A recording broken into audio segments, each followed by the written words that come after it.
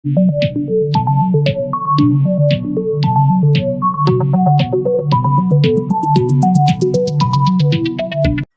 alaikum. Today I am going to discuss with you an interesting poem by Robert Browning, that is The Last Ride Together.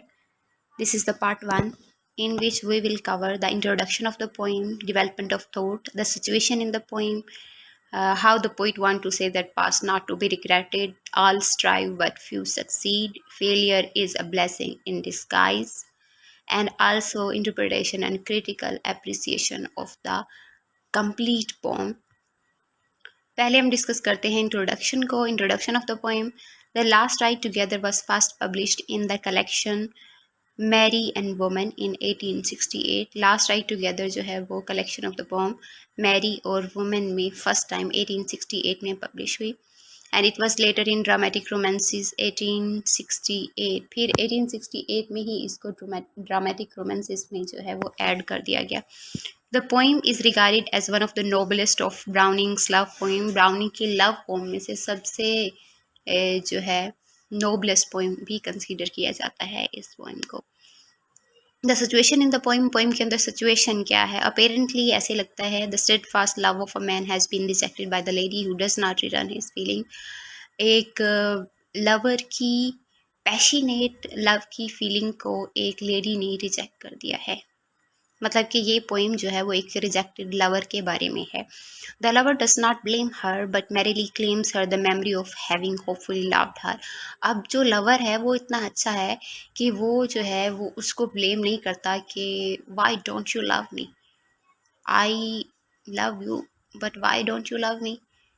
वो कहता है कि नहीं, अगर वो मुझसे मोहब्बत नहीं करती, मुझे पसंद नहीं करती, इट्स ऑल राइट, मैं तो उसको पसंद करता हूँ. और वो कहता है कि मेरे माइंड के अंदर जो मेमोरी है उसको लव करने की, वही मेमोरी जो है मेरे लिए एक कीमती है, कीमती बात है, मेरे लिए मायने रखती है वही मेमोरी उसको लव करने की.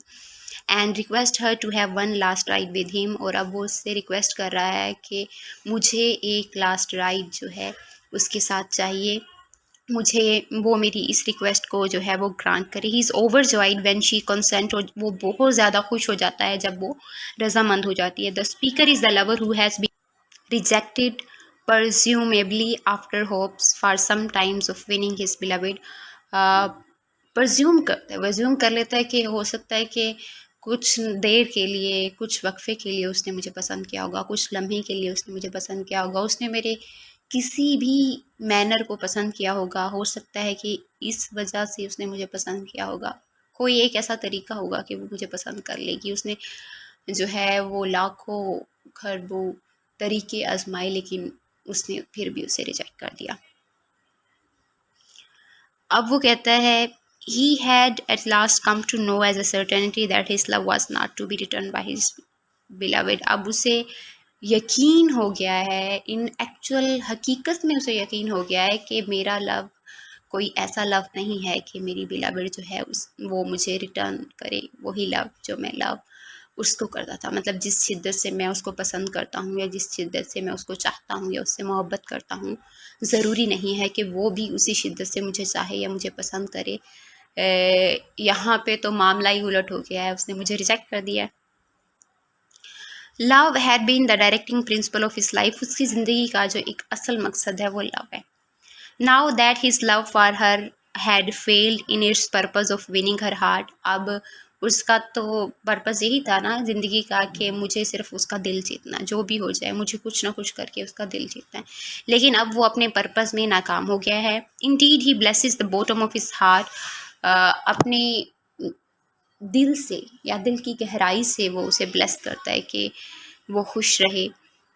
For he is proud to have had the privilege of loving her. वो उसे दिल की गहराई से कहता है कि तुम खुश रहो, एटलीस्ट तुमने मुझे मौका तो दिया कि मैंने तुमसे मोहब्बत की. एटलीस्ट मेरे पास इतना हक तो था, एटलीस्ट मेरे पास इतनी अथॉरिटी तो थी कि मैंने तुमसे मोहब्बत की. Is asking for one last right so he can keep his memory of love. वो एक लास्ट राइट का कह रहा है ताकि वो अपनी मेमोरी जो है वो बना सके, लव की मेमोरी बना सके, ताकि वो उस लास्ट राइड के मोमेंट को जब रिकॉल करे दोबारा, तो उसको खुशी महसूस हो कि मेरी लाइफ के अंदर या मेरी लव लाइफ के अंदर एक ऐसा मोमेंट था जब मेरी जो बिलवड थी, ऑल्दो उसने मुझे रिजेक्ट कर दिया था, लेकिन फिर भी वो मेरे साथ लास्ट राइड में जाने के लिए रेडी हो गई थी। उसने अपनी कंसेंट शो कर दी। यही मतलब उसका बड़ा एहसान है कि वो एक लास्ट राइड में मेरे साथ आ गई है।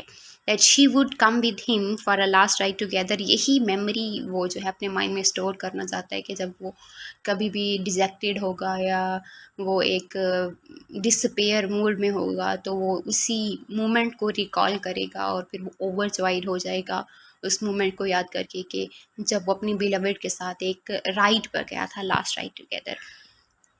पास नॉट टू बी रिग्रेटेड, अब वो कहता है कि जो गुजर गया उस पर पछताने की कोई बात नहीं है। वो जैसे कहते हैं ना कि अब पछताए क्या हो जब चिड़िया चुग गई खो, वो कहता है जो गुजर गया उसको दोबारा दोहराने की कोई ज़रूरत नहीं है, और उस पर रोने धोने की कोई ज़रूरत नहीं है। द राइड नाउ बिगन्स, अब राइड शुरू हो जाती है। He feels that his soul has been freed of sadness, अब वो ऐसे फील कर रहा है जैसे उसकी सोल के अंदर जो सैडनेस थी ना रिजेक्शन की, वो सैडनेस जो है वो आहिस्ता आहिस्ता ख़त्म हो रही है। And his fluttering freshly in the wind, और विंड के अंदर वो जैसे कोई एक परिंदा फ्लटर करता है, वो विंड के अंदर एक बर्ड की तरह फ्लटर कर रहा है। Past hopes and happiness matter no more, वो कहता है कि पास्ट में मैंने जो भी उससे होप्स रखी कि if I am in love with her, तो उसको भी मुझसे मोहब्बत करनी चाहिए, अब वो होप ख़त्म है।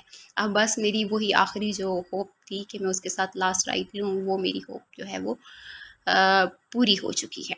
There was no point in thinking of what might have been if he had acted or spoken in some other manner. अब यहाँ पे वो कहते हैं कि अगर मैं ये सोचूंगा कि मुझे इस तरह से नहीं, इस तरह से बात करनी चाहिए थी, मुझे इस तरह से उसको प्रपोज करना चाहिए था, ये कहना चाहिए था, ये नहीं कहना चाहिए था, अब इन सब चीज़ों के बारे में सोचना बेकार है, क्योंकि अब वक्त जो है वो निकल चुका है। For all one knows, his beloved might then have been even hated him. अब उसे हर किसी को पता चल गया, अब उसे बड़ी क्लियरली पता चल गया है कि हो सकता है कि अगर वो कोई और तरीका अपनाता तो उसकी बेलावड उस तरीके को ज़्यादा नापसंद करती, उससे हेट करती।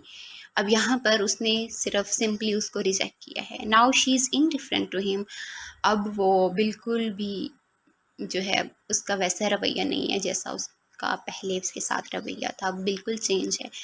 एटलीस्ट जो उसने चांस दिया है एक राइड का अपने साथ अपने लवर को, उसकी बिलवड ने, तो वो हैप्पी है।